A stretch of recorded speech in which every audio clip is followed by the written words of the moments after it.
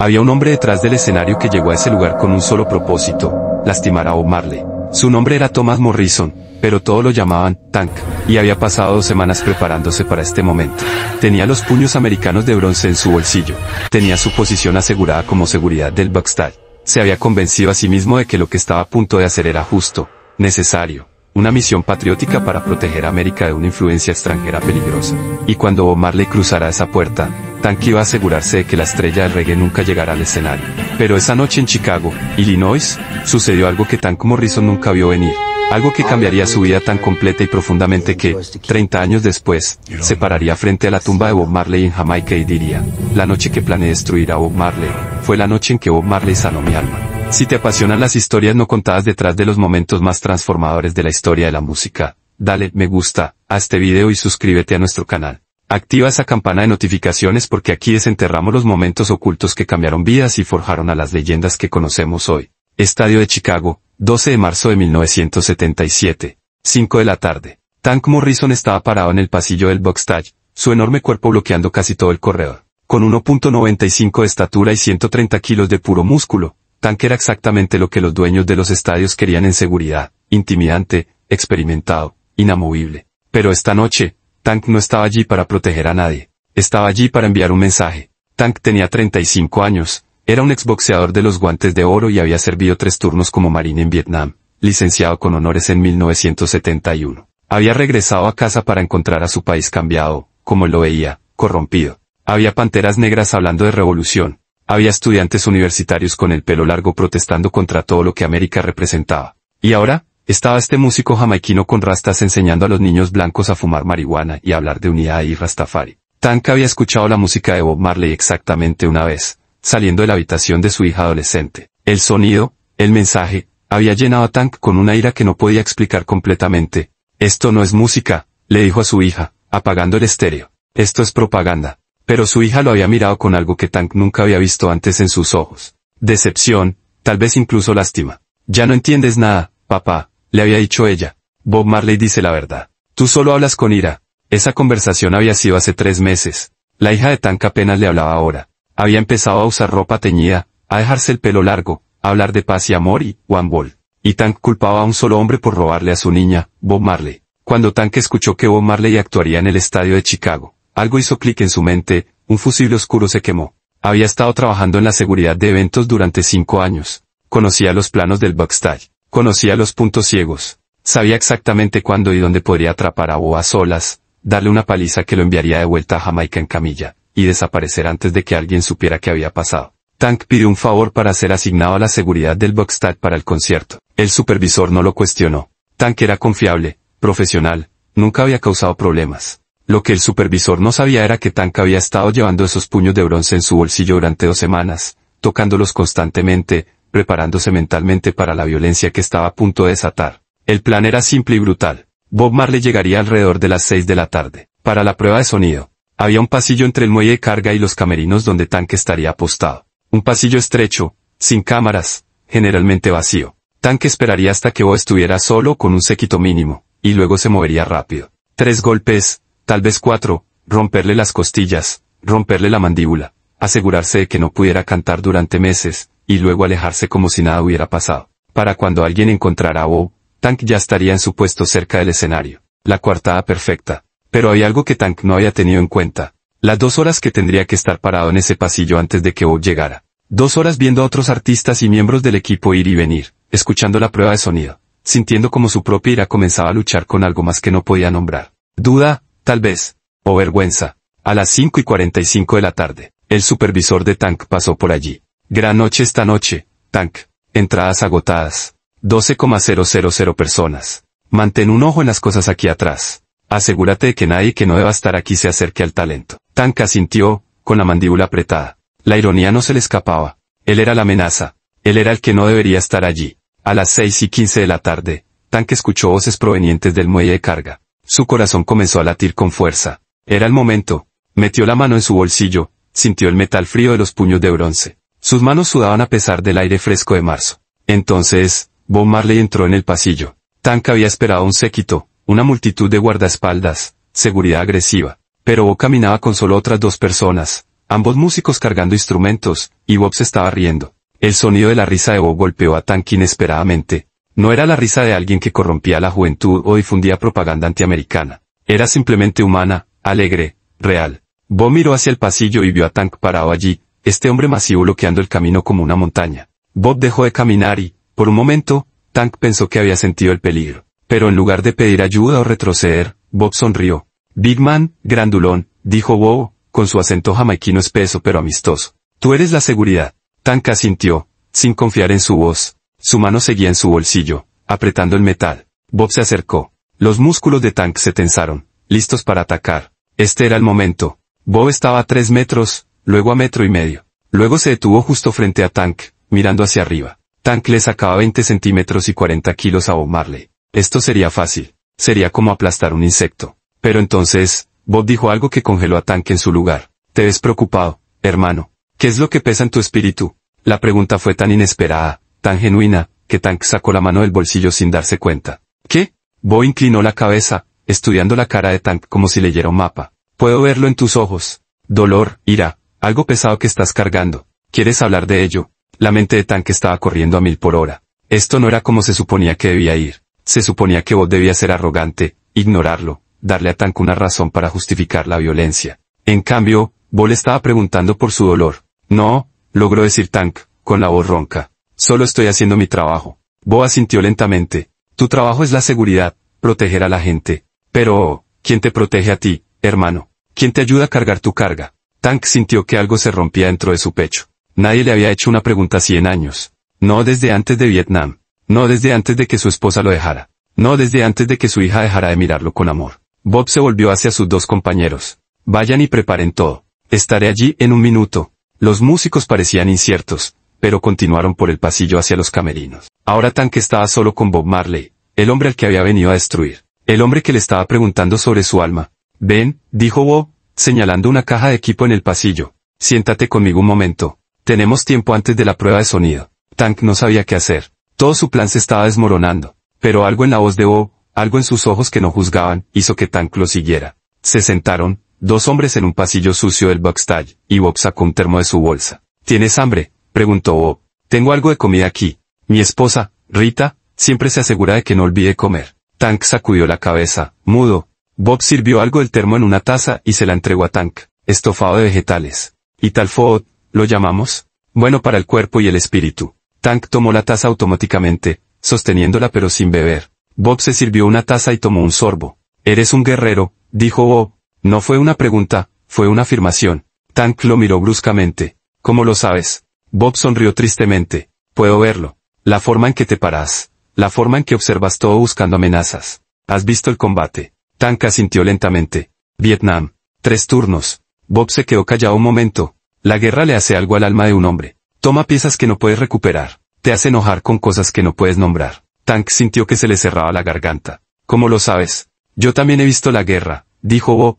Un tipo diferente, pero la guerra es guerra. En Jamaica. La violencia política. Me han apuntado con armas. Me han disparado. Sé lo que es sentir que el mundo está tratando de destruirte. Tank miró a Bob fijamente. Te han disparado. Bob se levantó la camisa ligeramente, mostrando una cicatriz fea en su costado y otra en su brazo. Intento de asesinato. Diciembre de 1976. 2 balas. Querían silenciar mi mensaje. Tank sintió que sus certezas se desmoronaban. Pero estás aquí. Sigues actuando. Bob asintió. Porque aprendí algo, hermano.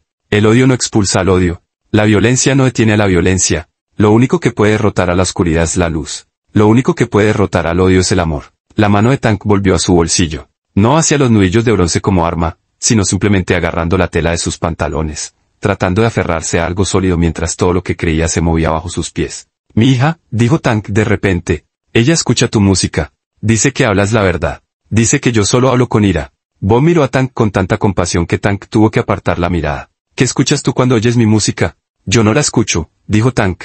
Bob sonrió suavemente. Porque tienes miedo de lo que podrías escuchar. La mandíbula de Tank se apretó. Porque no es música americana. No es. Bob esperó, dejando que Tank luchara con sus palabras. No es lo que la gente como yo se supone que debe escuchar, dijo Tank finalmente. Gente como tú, repitió Bob. ¿Qué clase de gente eres tú, hermano? Soy. Tank se detuvo. Iba a decir blanco, americano, marine. Pero sentado aquí con Bob, esas categorías de repente se sentían vacías. Ya no lo sé, susurró Tank. Bob puso su mano sobre el enorme hombro de Tank. Eso es bueno. No saber es el primer paso para aprender. Estar inseguro es el primer paso hacia la sabiduría. Se sentaron en silencio por un momento. Tank podía escuchar el inicio de la prueba de sonido en la distancia. Deberías irte, dijo Tank.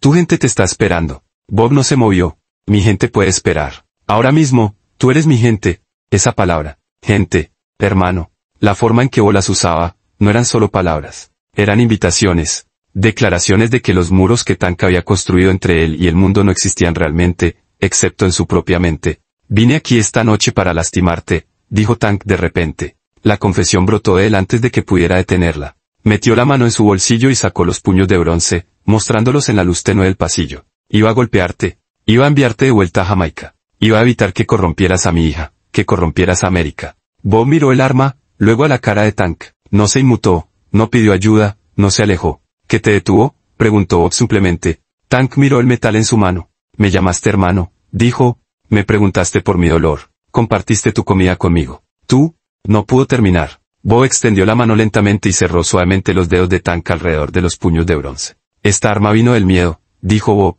Miedo de estar perdiendo a tu hija. Miedo de que el mundo esté cambiando y no sepas dónde encajas. Miedo de que si sueltas tu ira, no sabrás quién eres. La visión de Tank se nubló. Estaba llorando. Este gigante de hombre, exboxeador, exmarine, estaba llorando en un pasillo de Oxtal mientras Bob Marley sostenía su puño. Quédatelos, dijo Bob, asintiendo hacia los nudillos. No como un arma, como un recordatorio. Cada vez que sientas ese miedo, esa ira, sácalos y recuerda este momento. Recuerda que tenías el poder de lastimar a alguien y elegiste no hacerlo. Esa es la verdadera fuerza, hermano. Ese es el verdadero coraje. Tank se secó los ojos con su mano libre. Porque eres amable conmigo. Iba a hacerte daño. Porque la gente herida hiere a la gente, dijo Bob.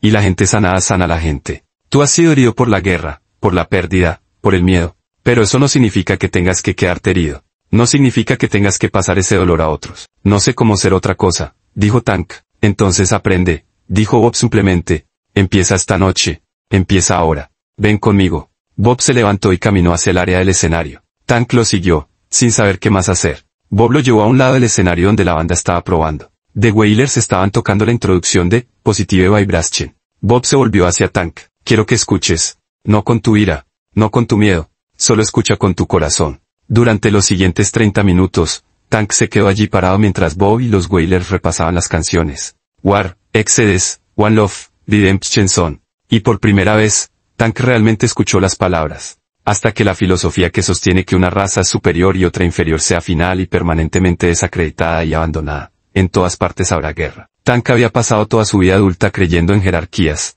en superioridad, en mantener a la gente en su lugar. Y aquí estaba Bob Marley cantando que esa creencia era la raíz de toda guerra. Tank había visto la guerra. Sabía lo que costaba. Emancípense de la esclavitud mental. Nadie más que nosotros puede liberar nuestras mentes. Tank se dio cuenta de que había sido un esclavo. No de cadenas, sino de una ideología, de odio, de la necesidad de sentirse superior a alguien, a cualquiera, para que su propio dolor tuviera sentido. Para cuando terminó la prueba de sonido, Tank estaba sentado en el suelo, con la espalda contra la pared, con lágrimas corriendo por su cara. Bob se acercó y se sentó a su lado. ¿Qué escuchaste?, preguntó Bob. La verdad, susurró Tank. Escuché la verdad. Bob asintió. Ahora, ¿qué vas a hacer con ella? Esa noche, Tank se paró en su puesto de seguridad y vio a Bob Marley actuar para 12,000 personas. Vio a su ciudad segregada y dividida, unirse como una sola multitud, blancos y negros, jóvenes y viejos, moviéndose al mismo ritmo, cantando las mismas palabras, unificados por la música que Tank había querido silenciar. Después del concierto, mientras Bob se iba, se detuvo donde estaba Tank. Ven a verme mañana, dijo Bob.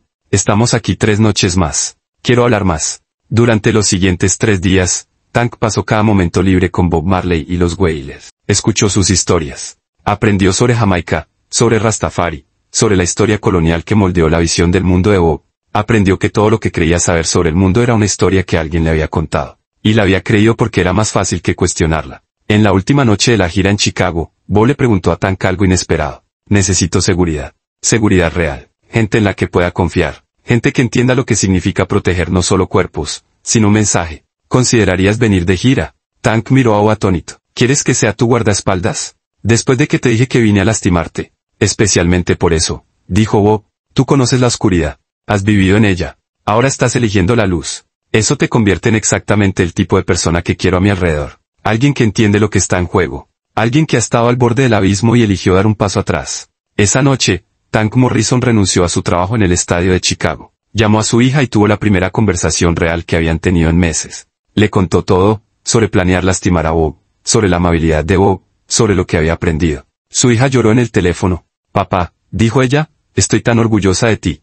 Durante los siguientes 4 años, hasta la muerte de Bob en 1981, Tank Morrison viajó por el mundo como parte del equipo de seguridad de Bob Marley. Pero era más que un guardaespaldas. Se convirtió en un estudiante, aprendiendo de Bob sobre la paz, sobre la unidad, sobre el amor como acción revolucionaria. Tank estuvo allí en Londres. Estuvo allí en Zimbabue para la celebración de la independencia. Estuvo allí durante los innumerables momentos en que Bob eligió el amor sobre la ira. En mayo de 1981, cuando Bob moría en Miami, Tank estaba allí. Sostuvo la mano de Bob en esos últimos días. Este gigante hombre llorando mientras su maestro, su amigo, su hermano se preparaba para dejar el mundo. Gracias, susurró Tank, por verme cuando yo solo me veía como un enemigo, por amarme cuando vine con odio. Bob sonrió débilmente. Tú hiciste el trabajo duro, hermano. Yo solo sostuve un espejo. Tú elegiste mirar. Después de que Bob murió, Tank podría haber vuelto a su antigua vida, pero no lo hizo. Fundó una compañía de seguridad llamada One Love Security, dedicada a entrenar personal de seguridad en la desescalada,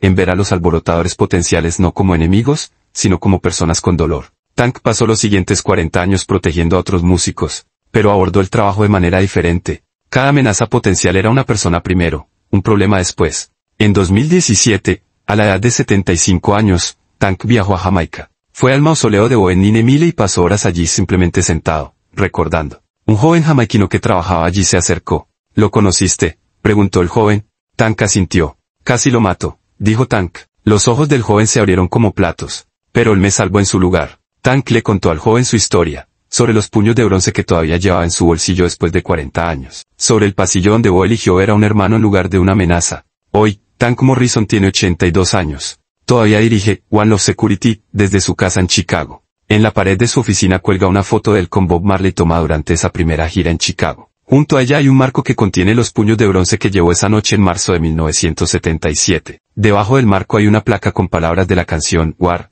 hasta que la filosofía que sostiene que una raza es superior y otra inferior sea final y permanentemente desacreditada y abandonada. Continuaremos. Tank da discursos en centros de veteranos, en prisiones, en programas juveniles. Cuenta su historia una y otra vez, no porque esté orgulloso de quién era, sino porque quiere que la gente sepa en quién pueden convertirse. Yo era un hombre consumido por el odio, dice Tank a las audiencias, pero Bob Marley me miró y vio algo en mí que yo había olvidado que estaba allí. Vio a un hermano. Vio a alguien que valía la pena salvar. La historia de Tank Morrison y Bob Marley nunca salió en los titulares. No hay imágenes famosas de su primer encuentro. Pero para Tank, para su hija, para los miles de profesionales de seguridad que entrenó, esa noche fue todo. Bob Marley murió en 1981. Pero su mensaje, el mensaje que Tank vino a silenciar, continuó a través de personas como Tank. Personas que fueron transformadas al encontrar amor cuando vinieron con violencia. Si esta increíble historia de transformación y redención te conmovió, dale me gusta a este video y compártelo con alguien que necesite escuchar que nunca es demasiado tarde para cambiar.